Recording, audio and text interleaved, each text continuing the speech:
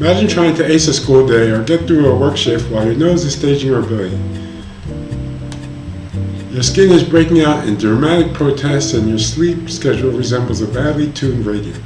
Seasonal allergies, allergic rhinitis, atopic dermatitis, and acute urticaria all love to show up unannounced. And they can nudge stress level upward until even small tasks like skincare routines or remembering medications seem strangely heroic.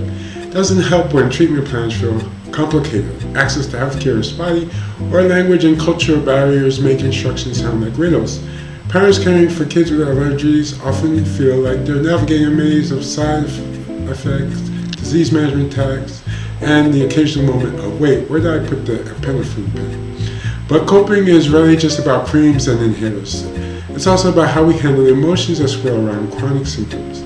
Emotion-focused strategies like reframing, calming routines, or simple acceptance can soften the edge of stress, especially when allergic flares interfere with sleep or everyday functioning. Even so, stress and allergic symptoms tend to nudge each other in a feedback loop. More stress can worsen itching or wheezing, and worsening symptoms can make stress spike again. It becomes a kind of duet no one auditioned for. Researchers sometimes wonder whether the allergy is causing the distress, or the distress is making the allergy worse, a classic case of casual knots that aren't easily untangled. At the same time, there are fascinating patterns linking allergies with broader emotional and psychological landscapes. Studies explore how anxiety, depression, bipolar disorder, neuroticism, and other traits show up more frequently in people with certain allergic disease phenotypes like asthma, hay fever, and atopic dermatitis. Doesn't mean one causes the other, but the associations raise interesting questions about shared biology, inflammation, or maybe the long-term stress of dealing with unpredictable symptoms. This is where confounding factors and reverse causality jump into the conversation like academic guests who insist on complicating everything.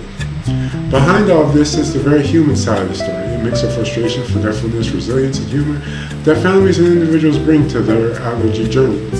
Some battle itchy nights with impressive determination, others invent elaborate memory tricks to avoid forgetting medications, and many find themselves becoming accidental experts in reading ingredient labels, interpreting pollen forecasts, or knowing exactly how much antihistamine they can take without feeling like a sleepy cartoon character.